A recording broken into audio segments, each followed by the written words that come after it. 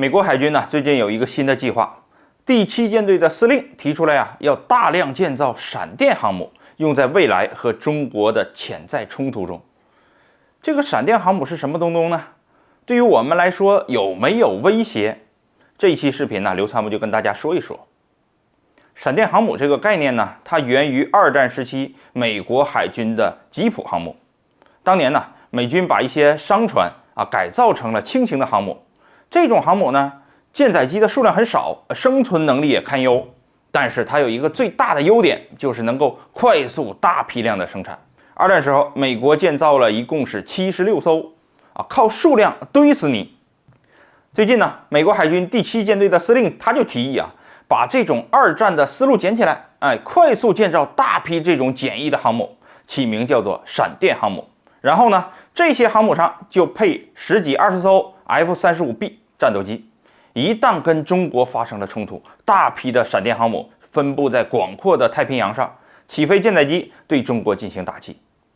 优点十分明显中国提出了反介入能力，那么美国有一大堆的航母，你反舰导弹打吧，看谁的数量多。这位海军司令呢，他是信心满满。他说别看这个航母搭载的舰载机少，但是只要能起飞14架 F-35B， 那么比中国现在目前呢任何一艘航母都更有能力。这个事儿呢，美军还真就秘密测试过。今年也就是2022年的3月到4月份，美军黎波里号2栖攻击舰就搭载了20架战机，做过类似于闪电航母的作战实验。美国海军呢并没有公布实验的结果，但是许多的军事专家都猜想，这就是针对闪电航母这一个概念进行的实践验证。网友们肯定有疑问美国海军现在依然是绝对的世界海洋霸主，拥有世界上最大的舰队数量和质量，11艘航母的规模已经超过了世界上其他国家海军航母数量的总和。而且呢，美国海军呢还有大量的2栖攻击舰、核潜艇，按理说应该发展高技术装备，怎么反过头来想靠廉价和数量取胜呢？一般呢，只有一些小国因为一些特殊的需求才会去搞具备航母能力的多用途的载机舰。其实呢，我们仔细观察一下美国海军的现状，就知道他为什么有这种想法。跟大家的印象相反，现在美国海军还真就面临着严重的船荒。虽然呢，纸面上美国海军还是11艘航母，但是这其中实际可以部署作战的只有3艘。注意这不是正常情况下一般部署、一般维修、一般训练的模式可以部署的数量，而是美国海军实际上还能使用的航母就这么多了。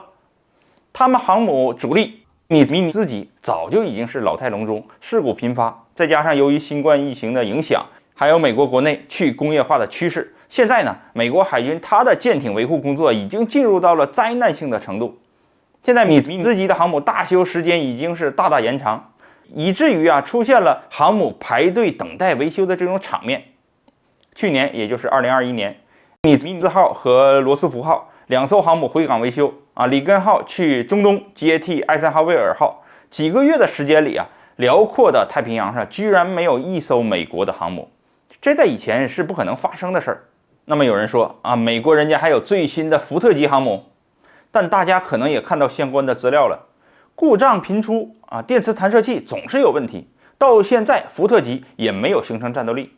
所以呢，美国海军这些将领实际上他对自己的情况很清楚，他们就担心对我国海军形成不了绝对的优势。那怎么办呢？这才想出了这个办法，靠数量取胜。好，假设现在美国真的按这个办法实施了，快速弄了几十艘的闪电航母，那么真有冲突的时候，对我们会产生绝对的优势吗？不尽然，我们分析一下就知道了。兰德公司的报告，中国装备了大批的反舰导弹，可以在上千英里的距离对美国的军舰造成巨大的威胁。那么假设美军几十艘的闪电航母顶着我们的导弹冲进我国1000英里之内，放飞 F-35B 舰载机。要知道这个 F-35B 它的作战半径只有500多英里也就意味着放出去的舰载机你根本不用考虑返航了，基本上是一次性的使用。我想这是任何指挥官都不会下达的疯狂命令。要么航母继续向前推进，顶着反舰导弹进入到500英里之内，那么很可能就会出现，即使放飞了战斗机，自身也可能被击沉了。这些战斗机呢，还是面临没有平台着陆，下场依旧是一头扎进大海。美军现在的米兹级、福特级航母编队有着完备的防御体系反舰导弹想要突破它的防御圈是比较困难的，有可能几枚甚至是几十枚反舰导弹才能打掉航空母舰。但是美国现在要实施的闪电航母，虽然它的数量庞大，但自身的防御基本为零，完全是想用航母和我们导弹比拼数量。所以我说这个就是一个扯淡的计划。那么说到底，这次美国海军提出来的所谓闪电航母计划，更多的还是他们面对现状的一种无奈的想法。会不会审批下来能不能通过，都是个大问号。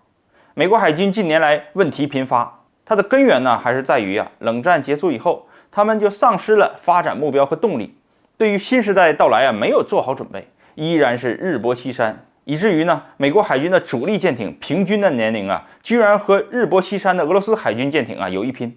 再加上现在美国国内去工业化的趋势影响，美国海军建荒的现象加剧，这就让美国海军呢不得不产生了各种希望投机取巧的方式来维持目前的优势。当然了，这些优势也是随着时间的逝去而慢慢的减少。